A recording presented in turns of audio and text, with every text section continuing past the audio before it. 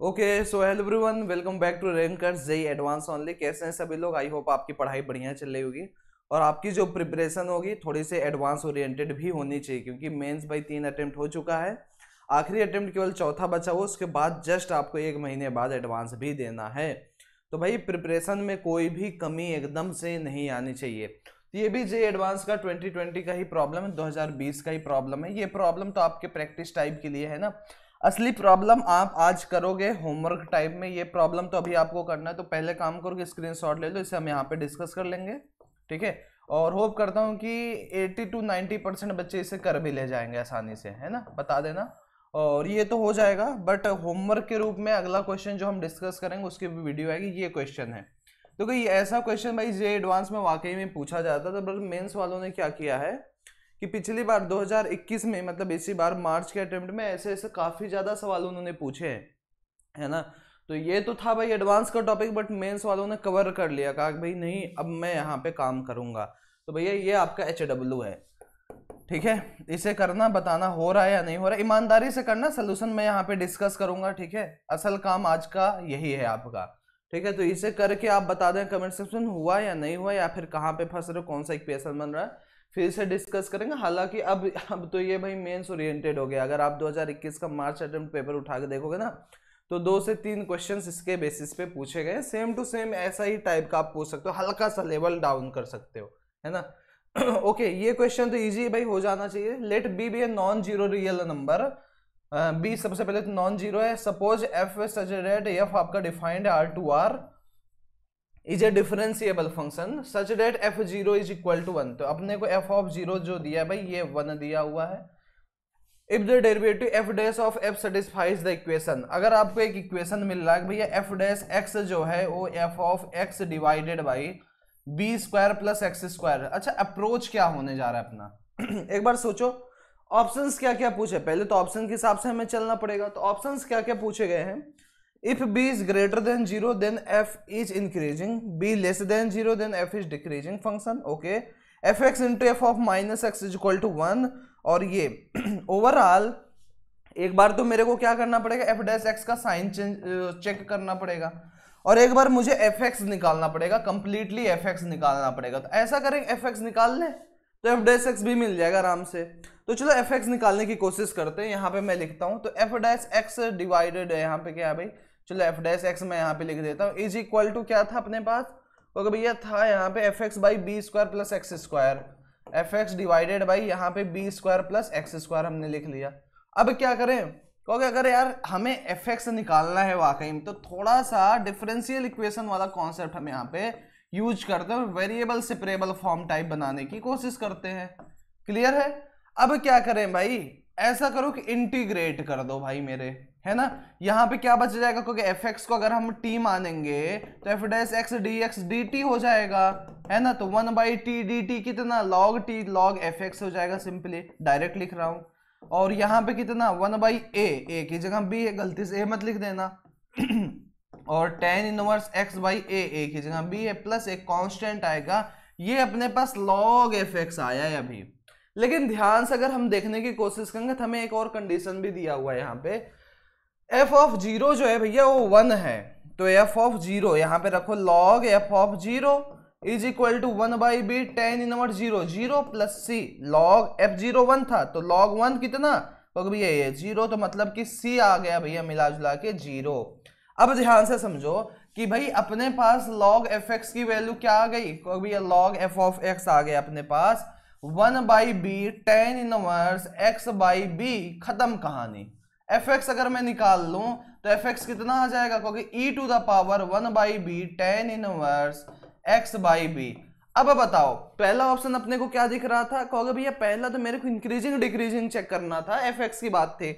अब मैं F dash x निकालने की कोशिश करता हूं। अच्छा क्या यहां वाले एफ डैश एक्स से आप बता सकते थे नेचर, कहोगे नहीं बता सकते थे क्योंकि मुझे इस एफ एक्स का नेचर नहीं पता था। तो डायरेक्ट आप यहां से देख के नहीं बता सकते कि इंक्रीजिंग या फिर डिक्रीजिंग है, यहां पे अपने को काम करना पड़ेगा थोड़ा सा। तो एफ डैश एक्स अगर मैं निकालने की कोशिश करूं तो ये कितना आ जाएगा, एक बार तो ई की पावर सेम रह जाएगा भाई, और एक बार क्या लगाना है, चेन रूल लगाना है, इनटू करेंगे नीचे को, और ये हो जाएगा भाई साहब 1 बाई बी। क्लियर? और ये कितना हो जाएगा tan inverse x by b है ना, तो into 1 divided by 1 plus x square by B square या फिर 1 बाई एक्स बाई बी का स्क्वायर कर देते हैं। क्लियर है। और फिर यहाँ पे क्या आ जाएगा, क्योंकि भैया एक तो और भी बचेगा यहाँ पे tan inverse x by b, x by b का भी करेंगे तो ये 1 बाई बी स्क्वायर हो जाएगा। अब समझो f डैश x कितना आ गया, e to the power 1 by b tan inverse x by b into ये बी स्क्वायर ऊपर जाके ये कैंसिल हो जाएगा divided by 1 by x square plus b square. बस ये f डैश x आ गया। अब तुम बताओ b की मैं चाहे जो भी वैल्यू ले लूं, अपने दिमाग से सोचने की कोशिश करना, तब आपको पता चलेगा कि भाई कि ये जो e की पावर वाली वैल्यू ये तो हमेशा पॉजिटिव रहेगा ना, चाहे ऊपर नेगेटिव आए चाहे जो भी आए। आप इसको ग्राफ से भी थोड़ा सा एनालाइज कर सकते हैं। e की पावर x का ग्राफ ये होता है ना, क्योंकि बिल्कुल सही ये वैल्यू हमेशा पॉजिटिव आती है, निगेटिव तो कभी आती नहीं। तो ये भाई साहब हमेशा पॉजिटिव हो गए, ये भाई साहब भी हमेशा पॉजिटिव गए, बी चाहे जो भी रहे ये भी हमेशा पॉजिटिव, ये स्क्वायर ये भी स्क्वायर पॉजिटिव पॉजिटिव। तो मतलब f डैश x क्या है, ग्रेटर देन 0। तो हम क्या कह सकते हैं, ये जो fx फंक्शन है कैसा फंक्शन है, इंक्रीजिंग फंक्शन है। आंख बंद करके कहना है अपने को, कहोगे बिल्कुल सही बात है भैया, ये इंक्रीजिंग फंक्शन है। अब देखो एक मेजर मिस्टेक बच्चे कहां पे करते हैं, ध्यान से समझना और बताना कमेंट सेक्शन में कि क्या आपने ये गलती की है या नहीं की है। देखो बच्चे क्या सोचते हैं भाई, उन्हें लगता है कि यहाँ पे जब हम डिफरेंशिएट कर रहे हैं तो ये बी स्क्वायर नहीं लिखते ना, वो सिर्फ यहाँ पे बी लिखते हैं। क्यों, क्योंकि ये जो हमने चेन रूल से 1 बाई बी लिखा ये तो आप भूल जाते हो, और ये 1 बाई बी जब कैंसिल होगा ऊपर बचेगा आपका b, तो उस b से ना आपका a और b, तुम समझने की कोशिश करो, ये दोनों ऑप्शन करेक्ट हो जाएंगे अगर आप हल्का सा मिस्टेक कर देते हो। समझो ध्यान से, अगर मान लो ये जो हमने 1 बाई बी लास्ट में लिखा था यहाँ पे कितना आता, सिंपली 1 बाई बी आता है ना, और जब 1 बाई बी आता तो ये बी स्क्वायर ऊपर जाता, ऊपर b बच जाता। अब जब b ग्रेटर देन 0 रहता f dash x greater than 0 आता, b लेस देन 0 रहता f dash x less than 0 आता। तो भाई b लेस देन 0 पे हमें क्या मिल जाता, कहते हैं भैया ये हमें डिक्रीजिंग मिल जाता और ये इंक्रीजिंग मिल जाता। तो ये छोटी छोटी कमियों को भी जेईई एडवांस जेईई मेन के एग्जाम आपको पकड़ता है, कहता है भाई कि नहीं मुझे तो वही बच्चा चाहिए जो बेहतर कर सकता है।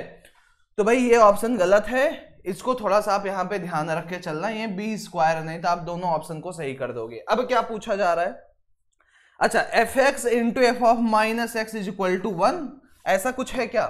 तो एफ एक्स कितना मिला था भाई अपने को, ये मिला था ना, तो एफ ऑफ माइनस एक्स अगर हमें लिखना हो तो लिख लेते हैं भाई, एफ ऑफ माइनस एक्स कितना हो जाएगा, तो भाई सब कुछ सही है, बस बाहर माइनस आ जाएगा, e की power minus 1 by b tan inverse x by b. अच्छा इन दोनों को मल्टीप्लाई करते हैं, है ना, तो f of x into F of minus x अगर मैं कर रहा हूं तो e के पावर देखो प्लस नेगेटिव e के पावर 0, ये तो 1 आ गया। क्या ये सही है क्या, बिल्कुल सही है भैया, 100% करेक्ट है। तो अभी अपने को a मिल गया c मिल गया। अब इसकी बात करते हैं, क्या इन दोनों का सब्ट्रैक्शन 0 है, क्योंकि अगर इन दोनों को सब्ट्रैक्ट करें इसको बिल्कुल 0 नहीं आ रहा है, 0 नहीं आ रहा है, तो ऑप्शन नंबर ये वाला भी रॉन्ग है। तो कौन कौन सा सही, ए सही सी सही। तो काफी ठीक ठाक क्वेश्चन था, मतलब कि आप इसे मॉडरेट लेवल में रख सकते हो, बहुत ज्यादा टफ भी नहीं था, ये करने वाला सवाल था। कल का इजी सवाल था वो तो भाई बच्चे बच्चे करेंगे, लेकिन इसमें ऐसा भी नहीं कि आप तुरंत ही से कर ले जाओगे, हल्का सा अप्रोच आप लगाओगे और साथ ही साथ में इन सिल्ली मिस्टेक्स से आप बचते हो, तभी जाके ये काम हो पाता है, अदरवाइज काम आपका गड़बड़ हो जाएगा। असाइनमेंट के रूप में आपको ये क्वेश्चन मिला भाई, तो थोड़ा सा इसे ध्यान से करना। सबसे पहले तो भैया इस मॉड को ब्रेक कर लेना, है ना, इस मॉड के इंटरवल को ब्रेक करना भाई, कि यहाँ पे x इज इक्वल टू 1/2 आ रहा है। यहाँ पे देखो इस तरीके से प्लॉट करते हैं, एक तो -1/2 एक तो 1/2, तो एक इंटरवल ये वाला लेना, एक ये वाला लेना, एक ये वाला लेना, 3 इंटरवल में ब्रेक करना है। तो भाई एक तो x इज ग्रेटर देन 1/2, 10 रख दो 15 रख दो, ये वैल्यू हमेशा पॉजिटिव आएगी, तो ये दोनों ही पॉजिटिव ब्रेक होंगे, है ना। और यहाँ पे अगर मैं बात करता हूं भाई, एक तो अपने इंटरवल ले लेते हैं x is greater then -1/2 less than 1/2 वाला, ये वाला इंटरवल। तो भाई जब इसके बीच की अगर बात हो रही है अपने पास, जैसे अगर हम इसके बीच में 0 ले लें, ये निगेटिव आ रहा है ये पॉजिटिव आ रहा है, तो ये भाई साहब निगेटिव में ब्रेक होंगे -2x - 1, क्लियर। और ये भाई साहब पॉजिटिव में ब्रेक होंगे 2x + 1। ये भी बात समझ में आ रही होगी, कहोगे बिल्कुल आ रही भाई साहब। अब क्या करके देख लेते हैं, एक ये वाला इंटरवल ले लेना भाई आप, x is greater then minus infinite and less than -1/2, x is less than -1/2 वाला इंटरवल ले लेना है ना, माइनस इनफाइनाइट से -1/2 वाला ले लेना। इस केस में मेरे हिसाब से दो -10 लग के देख लो, तो -10 ये भी निगेटिव, ये भी निगेटिव, तो दोनों ही आपके माइनस में ब्रेक होंगे, माइनस। अभी लेकिन काम खत्म नहीं, और मैं इसका सस्पेंस भी खत्म नहीं करूंगा भाई, है ना। ये मैं आपको हल्का सा हिंट दिया, अब ही आपको भाई ये gx दिया है। अब करना क्या है, फॉग आपको डिफाइंड है, fog x is equal to f of g of x है, तो पता ही है। अब आपको बताना है भैया ये जो फॉग है कहाँ कहाँ नॉट कॉन्टिन्यूअस है, कहाँ कहाँ नॉट डिफरेंशिएबल है। तो अगली क्लास से पहले, अगली वीडियो आने से पहले मुझे आपका जवाब चाहिए भाई हर हाल में, और आप खुद से करोगे। नहीं होता है तो छोड़ देना, आधे घंटे लगाना, 45 मिनट लगाना, बट हाँ भाई आंसर चाहिए आपसे। नहीं होता तो यहीं पे आना सोल्यूशन देखने, कहीं भी भटक मत जाना, ठीक है, ताकि दिमाग में आपके चलता रहे, हेडेक तो बना रहे। तो चलिए फिर मिलते हैं नए सवाल में, तब तक के लिए tata bye bye, take care.